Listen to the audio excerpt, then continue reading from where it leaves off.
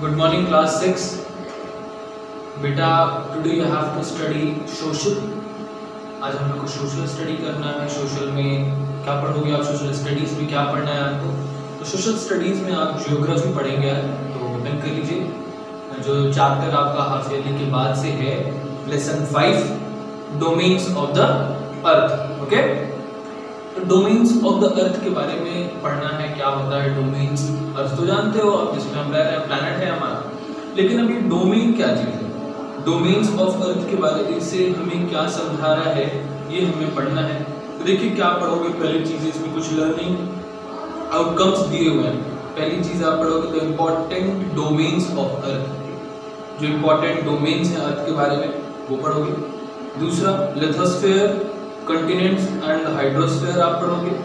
Composition and structure of the atmosphere पढ़ोगे और biosphere पढ़ोगे। ठीक, तो डोमेन की बात करें तो बेसिकली जो डोमेन आपके अर्थ पे है, जो बता रहा है कि क्या है ये डोमेन। तो देखो डोमेन कहो या रेल्म्स ऑफ अर्थ कहो, बात एक ही है। जैसे आपका ये एटमॉस्फेयर हो गया, लिथोस्फीयर हो गया, हाइड्रोस्फीयर हो गया। ठीक है, ये तीनों मिला के जो डोमेन है, ये तीनों चीज़ें डोमेन है इसकी। ठीक है, और ये तीनों चीज़ें क्या क्या है पहले तो ये समझ। लिथोस्फीयर, लिथ मीन्स मिट्टी, रॉक। ठीक है, और स्फीयर मतलब जो स्फीयर, जो सरफेस रॉक का हो, मिट्टी का हो, उसको हम क्या कहते हैं? लिथोस्फीयर। हाइड्रोस्फीयर क्या होता है? हाइड्रो मतलब वाटर और स्फीयर मतलब सरफेस। जिस बॉडी का सरफेस वाटर हो, जिसपे वाटर और मतलब वाटर हो जहाँ पे, उसको हम लोग क्या कहते हैं? हाइड्रोस्फीयर। एटमॉस्फेयर क्या होता है? Atmos means air. एयर के सरफेस को, एयर की स्पेस को, जो एरिया एयर ऑक्युपाई किया है, उसको हम लोग क्या कहते हैं? एटमॉस्फेयर कहते हैं। अब ये तीनों चीज हुई भाई। अगर आप इंडिविजुअल हैं, आप जान रहे हैं, तो आपको पता होगा कि हम न बिना लिथोस्फीयर के रह सकते हैं, न बिना हाइड्रोस्फीयर के रह सकते हैं, न बिना एटमॉस्फेयर के रह सकते हैं। रह सकते हो तीनों में से। अगर कोई भी एक चीज आपके पास नहीं है तो क्या आप रह सकते हैं? लिथोस्फीयर नहीं है तो घर कहाँ बनाएंगे, रहेंगे कहाँ, चलेंगे कहाँ, बैठेंगे कहाँ, सारी प्रॉब्लम। हाइड्रोस्फीयर नहीं है तो पानी कैसे पिएंगे, प्यास को लगी है तो कैसे जो है कि हम लोग जो है थर्स्ट हम लोग की क्वेंच होगी। फिर हम लोग जो है कि नहाएंगे कैसे, बर्तन कैसे धोएंगे, कपड़े कैसे धोएंगे, खाना कैसे बनेगा, प्लांट कैसे जो है कि प्रोड्यूस करेंगे अपने ऑफस्प्रिंग्स। ठीक है, सारी प्रॉब्लम आएंगी हाइड्रोस्फीयर के एब्सेंस में। थर्ड थिंग क्या है? एटमॉस्फेयर।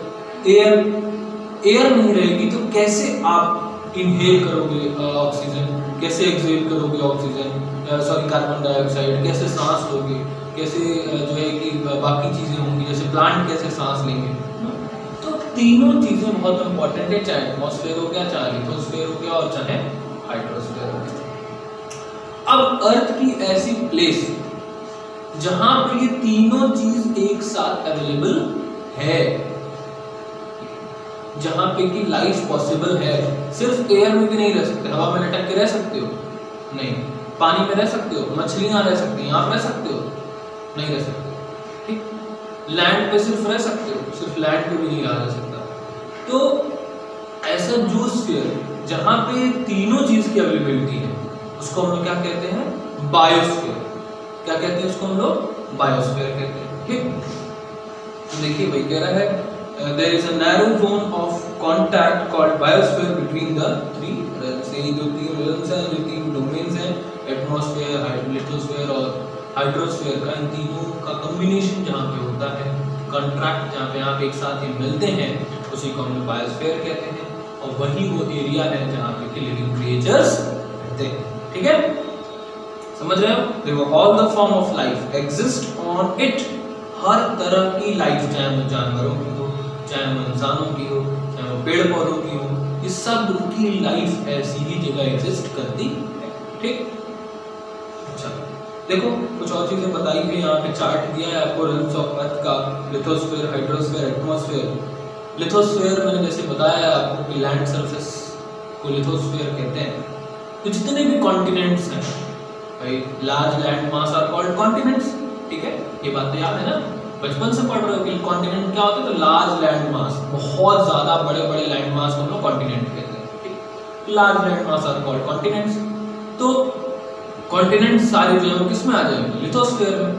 आपका कितने कॉन्टिनेंट्स है, 7 कॉन्टिनेंट्स हैं, एशिया है, अफ्रीका है, ऑस्ट्रेलिया है, यूरोप है, ठीक है, साउथ अमेरिका, नॉर्थ अमेरिका और अंटार्कटिका, ठीक, आपकी बुक में भी दिया है।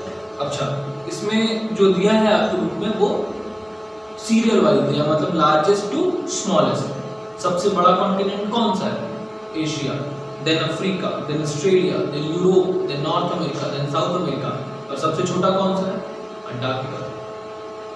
ये तो लिथोस्फीयर में आ गया। इसको डिटेल हम लोग पढ़ेंगे, इसलिए थोड़ा फ्लो में बता दे रहा हूँ, अभी तो उसको डिटेल पढ़ना है। फिलहाल लिथोस्फीयर आप जानते हैं क्या चीज़ है, लिथोस्फीयर में आ रही है। अब नेक्स्ट आता है क्या, हाइड्रोस्फीयर।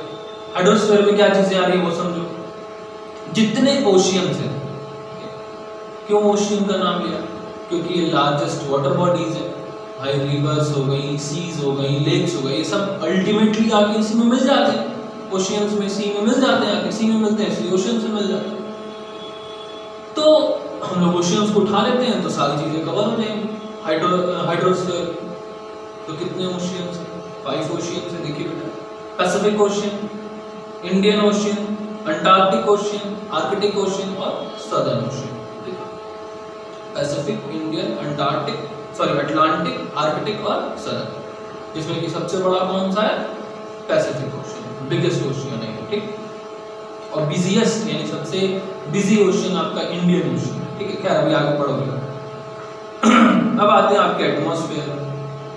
एटमॉस्फेयर क्या है, एटमॉस्फेयर जो है ये एयर की लेयर्स है, एयर का ब्लैंकेट जो है, एटमॉस्फेयर को क्या कहते हैं, ब्लैंकेट ऑफ एयर, यही कहते हैं, यानी कि हवाओं का या गैसेस का कंबल, बस समझ लो। तो ये कई सारी लेयर है इसके, कहीं एयर डेंस है, कहीं एयर क्या कहते हैं कि वो उसको क्या कहते हैं, दूर दूर है जिसको कहते हैं, ठीक है। तो उस हिसाब से कहीं एयर में गर्मी ज़्यादा है, कहीं टेम्परेचर कम है, कैसे है वो भी आप पढ़ोगे। पहले तो फिलहाल लेयर्स के बारे में जान जाओ, जो 5 लेयर्स आपके हैं एटमॉस्फेयर में। सबसे पहला है ट्रोपोस्फेयर, ये वो लेयर है जहां आप रहते हो, घर बनाते हो, ठीक है, घूमते हो, फिरते हो, ये है ट्रोपोस्फेयर। दूसरा है स्ट्रेटोस्फेयर, तीसरा है मीजोस्फेयर, चौथा है थर्मोस्फेयर और आखिरी है एक्सोस्फेयर। एक्सोस्फेयर मतलब एग्जिट एकदम, इसके बाद सीधे आपको स्पेस मिलने वाला है, अंतरिक्ष मिलने वाला है, बात समझ रहे। तो ये स्फीयर्स हैं जो कि आपको लेयर पर लेयर है। जैसे आप देखते होगे ना कि आपको तारे जो है वो टिमटिमाते हुए दिखते हैं, ट्विंकलिंग स्टार्स दिखते हैं, उसका रीजन क्या है, ये लेयर्स ऑफ एटमॉस्फेयर। इतना लेयर है हमारे एटमॉस्फेयर में कि एयर ट्रेवल करती है, जिसकी वजह से हमें वो लगता है कि वो टिमटिमा रहे हैं, वो ट्विंकल कर रहे हैं, बल्कि ऐसा होता नहीं है। वो लगातार लाइट भेजते हैं या लगातार उनकी लाइट क्या कहते हैं कि उसमें से रिफ्लेक्ट होती है, हमारे पास आती रहती है। लेकिन चूंकि हमारे यहाँ कई सारे एयर्स के लेयर हैं, ठीक है, कई सारी एटमॉस्फेयर के लेयर हैं, जिसकी वजह से कि हमें वो ट्विंकलिंग करते हुए दिखते हैं, ठीक। ये तो समरी था, अब इसमें हम डिटेल में चलेंगे। देखिए लिथोस्फेयर में एक चीज़ बता रहा है क्या, वही मैंने जो बताया आपको कि लिथोस्फेयर जो है वो हाफ ऑफ 2 वर्ड से बना है, लिथ और स्फेयर। तो लिथ क्या होता है, रॉक होता है, ग्रीक का वर्ड है लिथ, जिसका मतलब रॉक होता है, और स्फीयर मतलब तो सरफेस होता है, ठीक। और क्या बता रहा है देखिए, अब लिथोस्फीयर को थोड़ा सा और डिराइव किया, थोड़ा सा और उसको एक्सप्लेन कर रहा है। क्या कह रहा है, कह रहा है कि जो टॉप लेयर है लिथोस्फीयर की वो किस चीज की बनी हुई है, उसको क्रस्ट कहते हैं। पहले तो ये जान लो, टॉप मोस्ट लेयर जो अर्थ की है उसको हम लोग क्या कहते हैं, क्रस्ट कहते हैं, ठीक, अर्थ क्रस्ट, ठीक। इसी पे सब पेड़ पौधे होते हैं, इसी पे हम लोग रहते हैं, ठीक है। सारी चीजें, सबसे ज्यादा इंपॉर्टेंट यही वाली लेयर है, कि अगर ये लेयर ना हो तो कोई वनस्पति नहीं, मतलब कोई वेजिटेशन नहीं होगा, कोई इसमें जो है कि फ्रूट्स नहीं लगेंगे, हम लोग को रहने की जगह नहीं मिलेगी, ठीक है। तो ये टॉप मोस्ट लेयर जो है बहुत इंपॉर्टेंट लेयर होती है। ये लेयर बता रहा है कि it is made up of 2 layers, ये 2 लेयर की बनी रहती है। अर्थ क्रस्ट भी फिर से 2 लेयर की बनती है। ठीक है। ऐसे तो अर्थ को ही 3 लेयर में डिवाइड किया गया है, ठीक है। क्रस्ट, मेंटल, कोर, ठीक है।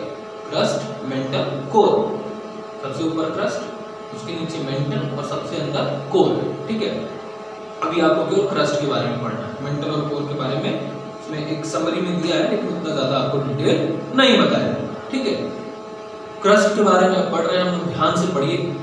क्रस्ट क्या है? क्रस्ट को भी 2 पार्ट में डिवाइड किया, एक तो आपको बोला अपर लेयर, एक तो लोअर लेयर होगी, ठीक है। तो अपर लेयर की बात करें, टॉप मोस्ट लेयर की बात करें, तो बता रहे हैं कि टॉप मोस्ट लेयर जो अर्थ का है वो भी 2 चीजों को मिला के बना है, और क्या है, made up of, earth crust is made up of 2 layers, ठीक है।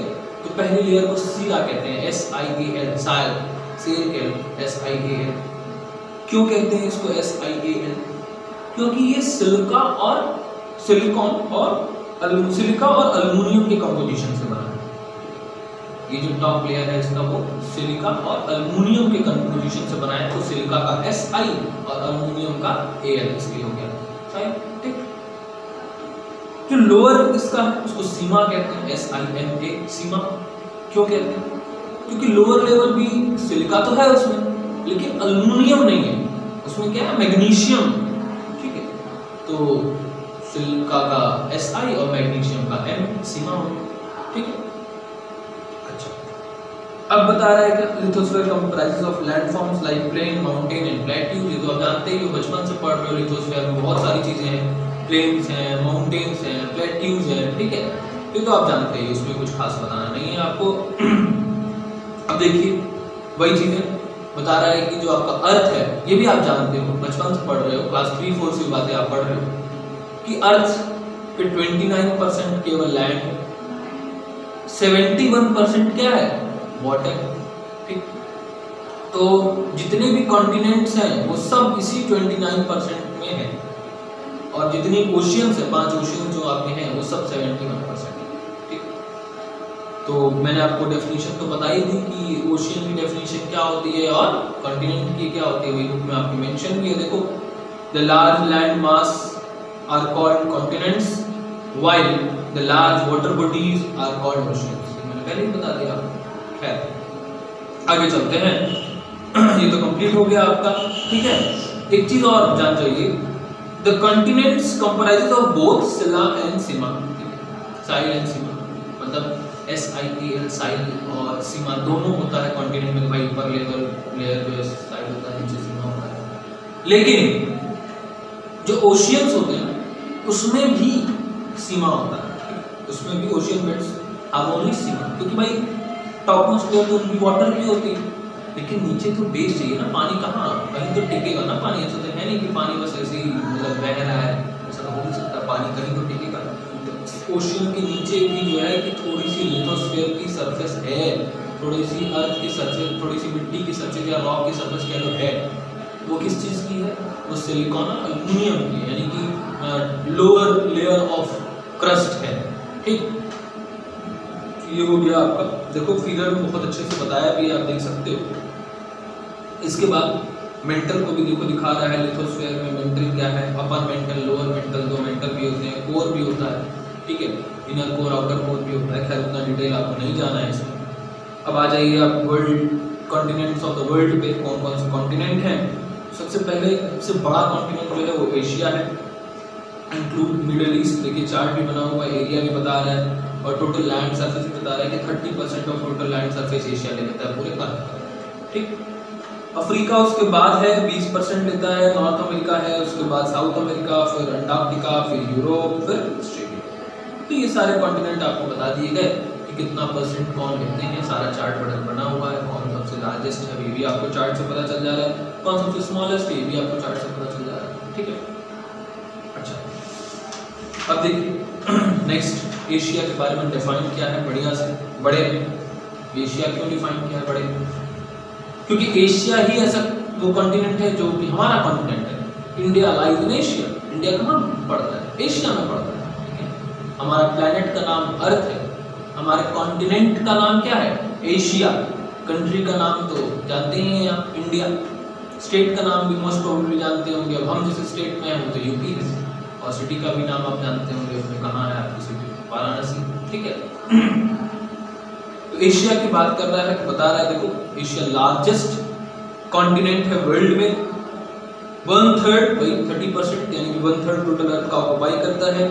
इसका आपको लोकेशन दिया है, it extend 80 degree north to 10 degree south latitude and from 28 degree east to 170 degree east longitude. ठीक, लैटिट्यूड और लॉन्गिट्यूड, इसीलिए हमने क्या होता है लैटिट्यूड लॉन्गिट्यूड आपको शायद भूल गया हो या याद है तो बहुत अच्छी बात है। लैटिट्यूड मतलब लेटी हुई लाइंस, जो अर्थ पे इमेजिनरी लाइंस हमने ड्रॉ की हैं ग्लोब पे। लॉन्गिट्यूड मतलब लंबी लंबी लाइंस, ठीक है, जो लाइंस हॉरिजॉन्टली ट्रेवल करती है। लैटिट्यूड जो वर्टिकली ट्रेवल करती है वो क्या होती है, लॉन्गिट्यूड होती है। ये लाइंस हमने क्यों ड्रॉ की है, लोकेशन जानने के लिए, टाइम जोन डिफाइन करने के लिए, तो बहुत सारे कारणों से हमने ये लाइंस ड्रॉ की। इस तरह से देखिए लोकेशन बताना इजी हो गया आपको। बता रहा है कि tropic of cancer passes through the continent, tropic of cancer जो इस कॉन्टिनेंट से पास करता है। आपको फोटो बना के दी है, आप देख सकते हो, ठीक है, पूरे एशिया की फोटो बनी हुई है। ठीक, ऐसे तो आपको दिख रहा होगा इसमें, देखिए Russia, China, Mongolia, India, Pakistan सब दिख रहा है, देखिए पूरी एशिया की फोटो आपको दी हुई है। खैर आगे क्या है इसमें बता रहा है, सराउंडेड बाय 3 ओशियंस, 3 तरफ से ओशियन से घिरा हुआ है। पैसिफिक ओशियन है, आर्कटिक ओशियन है, इंडियन ओशियन है, ठीक है। बहुत फर्टाइल लैंड होती है एशिया की, यहाँ पे इरिगेशन एग्रीकल्चर बहुत ज़्यादा होता है। इंडिया में तो जान ही रहे हो कि सबसे ज़्यादा होता है क्योंकि इंडिया एग्रीकल्चर कंट्री। ठीक, कह रहा है कि हाईएस्ट माउंटेन पीक, वर्ल्ड की हाईएस्ट माउंटेन पीक भी एशिया में ही है, माउंट एवरेस्ट। ठीक है, हिमालय में जो एक माउंटेन पीक है आपकी माउंट एवरेस्ट, वो वर्ल्ड हाईएस्ट है। हाईएस्ट प्लेट्यू, तिब्बत प्लेट्यू भी हमारे यहाँ है। डीपेस्ट लेक डेड सी, ठीक है, ये भी हमारे यहाँ है। ठीक है, सिचुएटेड इन एशिया, ये सब चीज मतलब हाईएस्ट से लेके डीपेस्ट तक सब हमने कवर कर रखा है, एशिया वालों ने कवर करके रखा। ठीक, डेंसली पॉपुलेटेड कॉन्टिनेंट्स भी हैं यहाँ पे, मतलब है ये डेंसली पॉपुलेटेड, सबसे ज़्यादा पॉपुलेशन इसी कॉन्टिनेंट में है। Russia the biggest country has, Russia सबसे बड़ी कंट्री है यहाँ। इंडियन सब continent part of Asia, India भी जो है एशिया का भी पार्ट है, पता ही चल गया आपको। बहुत सारी ग्रेट सिविलाइजेशन भी यहीं से फ्लरिश की हैं, जैसे हड़प्पन सिविलाइजेशन जो हम पढ़ते हैं इंडिया के बारे में, फर्स्ट सिविलाइजेशन है वो यहीं पे पता चलती है, इसी के बारे में हम इंडिया पाकिस्तान बॉर्डर पे मिलती थी। खैर, तो ये तो आपके एशिया के बारे में हो गया। इसके बाद हम अफ्रीका के बारे में चल रहे हैं, तो बता रहा है कि अफ्रीका सेकेंड लार्जेस्ट कॉन्टिनेंट है वर्ल्ड का, और the equator of the equator, the tropic of cancer, the tropic of capricorn passes through it. तीनों लाइन से पास करती है। आप इक्वेटर भी जानते हो क्या होता है, 0 डिग्री लैटिट्यूड पे, ठीक है। ट्रॉपिक ऑफ कैंसर भी जानते हो क्या होता है, 23.5 डिग्री, ठीक, नॉर्थ। और ट्रॉपिक ऑफ कैप्रिकॉर्न भी आप जानते हो 23.5 डिग्री साउथ। ये तीनों लाइंस इससे पास करती हैं, आप फिगर में देख सकते हो, ठीक है। ये बना हुआ है अफ्रीका का आपको फिगर, इसका लोकेशन दिया है और क्या बता रहा है, और बता रहा है कि surrounded by Indian Ocean and south east and Atlantic Ocean in west, 2 rivers हैं। World largest desert Sahara desert यहीं पे पड़ता है। लॉन्गेस्ट रिवर नाइल जो है वो भी अफ्रीका में पाई जाती है, ठीक है। कालाहारी डेजर्ट ऑल्सो यहीं पे है। इसमें हाईएस्ट माउंटेन यहाँ का मतलब अफ्रीका का हाईएस्ट माउंटेन पीक जो है वो है माउंट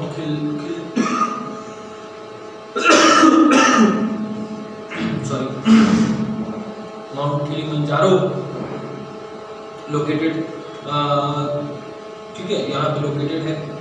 फिर और क्या बता रहा है, south Africa is the famous for its gold and diamond and for its rich animal life. तो अफ्रीका जो है कि फेमस इसके लिए पता चल गया आपको। अफ्रीका में क्या क्या पता चल गया आपको, अफ्रीका में पता चल गया कि तीनों जो इम्पोर्टेंट लैटिट्यूड्स हैं, ठीक है, चाहे ट्रॉपिक ऑफ कैंसर हो, चाहे ट्रॉपिक ऑफ कैप्रिकॉर्न हो, चाहे इक्वेटर हो, ये तीनों इससे पास करती हैं।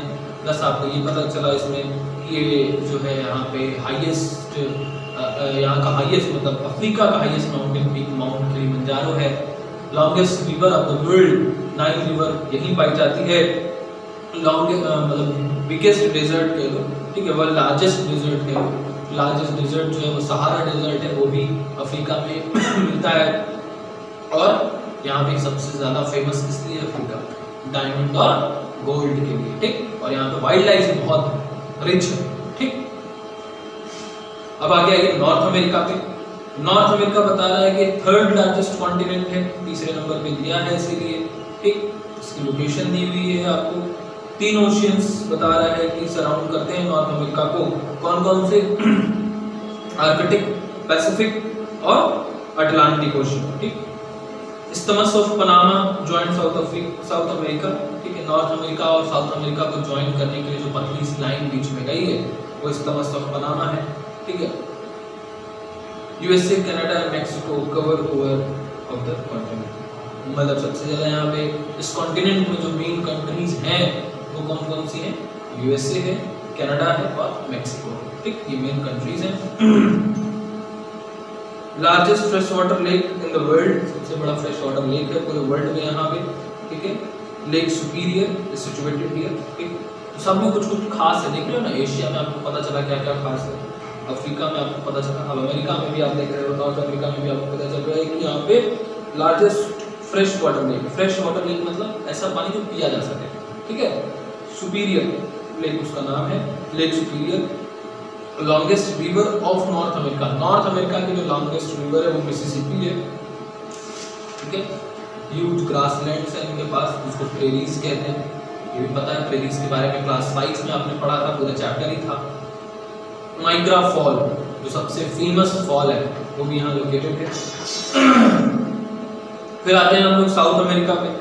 बता रहा है कि south America 4th largest continent है और इसका भी लोकेशन आपको दिया हुआ है, फोटो भी दिया हुआ है, मतलब मैप भी दिया हुआ है।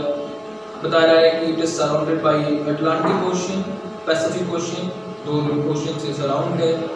The largest unbroken mountain chain in the world, Andes lies in the earth. बहुत सारे माउंटेन रेंजेस की जो है चेन होती है, हिमालयन की भी चेन है लेकिन ब्रोकन है, टुकड़े में है, टूट के है। तो बता रहा है कि यहाँ पे वर्ल्ड लार्जेस्ट या कह लो लॉन्गेस्ट अनब्रोकन माउंटेन चेन है, ठीक है, जिसका नाम है एंडेस, जो कि साउथ अमेरिका में लाई करता है। अमेजॉन, कौन सा अमेजॉन? जिससे आप सामान मंगाते हो वो वाला अमेजॉन नहीं, अमेजॉन रिवर का नाम है, ठीक है। तो अमेजॉन रिवर और जंगल दोनों है। तो अमेजॉन रिवर जो है world largest river in the world, सबसे बड़ी रिवर है वर्ल्ड में। अच्छा, आपको पता है अमेजॉन का मतलब क्यों अमेजॉन रखा गया आपके उसका नाम? क्योंकि अमेजॉन ऐसा जंगल है जहाँ पे कि हर तरह की स्पीसीज है, हर तरह, इसलिए शायद मुझे लग रहा है कि अमेजॉन वालों ने अपना नाम अमेजॉन रखा है। फिर कह रहे हैं कि flows through the dense forest here, ठीक है। Mount Aconcagua is highest peak in the continent, यहाँ पे जो सबसे हाईएस्ट पीक है नॉर्थ साउथ अमेरिका में, उसका नाम माउंट एकोंकागुआ है। अब आते हैं हम लोग अटलांटिका पे, अंटार्कटिका पे। तो ये 5th लार्जेस्ट है, बहुत पास है साउथ पोल के, 90 डिग्री साउथ और 0 डिग्री लैटिट्यूड पे इसका जो है, लॉन्गिट्यूड पे इसका लोकेशन बता रहा है। इसको वाइट कॉन्टिनेंट भी कहते हैं। क्यों? क्योंकि थ्रू आउट द ईयर बर्फ से ढका रहता है, बहुत एक्सट्रीम टेम्परेचर है यहाँ पे, हार्श और कहते हैं कि कोल्ड टेम्परेचर यहाँ पे है, ठीक। और क्या बता रहा है देखो, it is surrounded by Pacific ocean, Atlantic ocean and Indian ocean, ये 3 ओशियन इसको सराउंड करते हैं। मेनी कंट्रीज, यहाँ पे कोई वेजिटेशन नहीं है, यहाँ पे मतलब कोई लोग नहीं रहते बहुत ज़्यादा, यहाँ पे मतलब कुछ है ही नहीं। यहाँ पे हर कंट्रीज अपने रिसर्च इंस्टीट्यूट्स, लैब्स सेटअप करती है ताकि इसके बारे में एक्सप्लोर कर सके, जान सके, समझ सके, ठीक है। इंडिया ने भी किया है, इंडिया में रिसर्च स्टेशन वहाँ पे लगाया है, ठीक है, नेमली मैत्री भारतीय, ठीक है, एंड दक्षिण गंगोत्री, इस नाम दिया है इसको। इसी को कॉन्टिनेंट ऑफ साइंस भी कहते हैं, क्योंकि यहाँ पे क्या है, रिसर्च इंडस्ट्रीज हैं, बहुत सारी रिसर्च लैब्स यहाँ पे एस्टेब्लिश्ड हैं, इसीलिए इसको कॉन्टिनेंट ऑफ साइंस कहते हैं। Penguins, seals and whales are found here, ये 3 चीज़ बता रहा है कि पेंगुइन, सील्स और वेल्स यहाँ पे फाउंड मिलती हैं। There are no permanent human establishment in Antarctica, इतना ठंड है वहाँ पे कि कोई परमानेंट वहाँ रह ही नहीं सकता, ठीक है। इसके बाद हम आते हैं बेटा यूरोप। यूरोप के बारे में देखो क्या है, 6th लार्जेस्ट है, ठीक है। और इसका आपको तो दिया ही हुआ है कि लैटिट्यूड लॉन्गिट्यूड आपको दिया है, लोकेशन आपको दिया है। और क्या बता रहा है, the Alp is the important mountain chain, Alp यहाँ की इम्पोर्टेंट माउंटेन चेन है। और बता रहा है कि मेडिटेरियन सी यहाँ पे है, मेडिटेरियन सी, जिससे कि साउथ में, जिससे कि आप बारिश हमारे यहाँ भी होती है इसी की वजह से। Longest river flowing through Europe is Volga, ठीक है, वोल्गा लॉन्गेस्ट रिवर है जो कि यहाँ की मतलब Europe. Europe is separated from Asia by the Ural mountain. Europe और एशिया को सेपरेट करता है एक माउंटेन जिसका नाम यूराल माउंटेन है, ठीक है। Of and from Africa by the straight of Gibraltar, ठीक है, वही मतलब सेपरेशन बता रहा है कैसे इसका सेपरेशन किससे हुआ है, वो चीज़ें आपको दी गई हैं। ये आपका 6th लार्जेस्ट हो गया, लास्ट सबसे छोटा कॉन्टिनेंट और सबसे छोटी मतलब कॉन्टिनेंट के बारे में आते हैं। और ये कंट्री भी ऐसा कॉन्टिनेंट है जो कंट्री भी ऑस्ट्रेलिया कंट्री भी है और कॉन्टिनेंट भी है, ठीक, और आइलैंड भी है, तीनों चीज़ें, ठीक। अच्छा, lies entire south hemisphere, southern hemisphere में लाई करता है। इसका एक्सटेंट आपको दिया है। ट्रॉपिक ऑफ कैप्रिकॉर्न इससे पास करती है। ऐसे surrounded by Indian Ocean, Indian Ocean से सराउंडेड है, west and south, and by Pacific Ocean in east, Pacific Ocean east में। The world's largest coral reef, सबसे बड़ा कोरल रीफ जो यहाँ पाया जाता है। कोरल रीफ क्या होती है? मछलियों की जो हड्डियाँ सॉलिडिफाई होती हैं, उनकी डीकेज और जो चीज़ें सॉलिडिफाई होकर एक वो बना लेती हैं, कह लो कि पहाड़ का स्ट्रक्चर बना लेती हैं, या कह लो कि घर टाइप का बना लेती हैं, उसी को कोरल रीफ कहते हैं। Great barrier reef is located in Australia. Great barrier reef Australia में लोकेटेड है। Australia is also called under down under because it is situated entirely in the southern hemisphere. इसको डाउन अंडर भी कहते हैं क्योंकि ये पूरा सदर्न हेमिस्फीयर में लाई करता है, ठीक। तो ये आपके हो गए सारे के सारे क्या कॉन्टिनेंट्स के बारे में। नेक्स्ट वीडियो में हम लोग चलेंगे इनके हाइड्रोस्फीयर के बारे में, और फिर जो है आपका एटमॉस्फेयर जो बचा है उसके बारे में, क्योंकि ऐसे वीडियो लंबा हो जाएगा। आप तो ऐसे भी वीडियो नहीं देखते हैं बेटा, ना सुन रहे हैं। बहुत अच्छा काम कर रहे हैं आप लोग कि ना वीडियो देखा जा रहा है ना सुना जा रहा है। तो रिक्वेस्ट है कि अगर आप चाहते हैं कुछ जानना कुछ सीखना तो प्लीज़ वीडियो देखिए, ठीक है। नहीं सीखना चाहते हैं तो बेटा हम अपनी ड्यूटी कर रहे हैं, आप अपने फ्यूचर से खेल रहे हैं, वो आप समझिएगा। Okay, thank you class.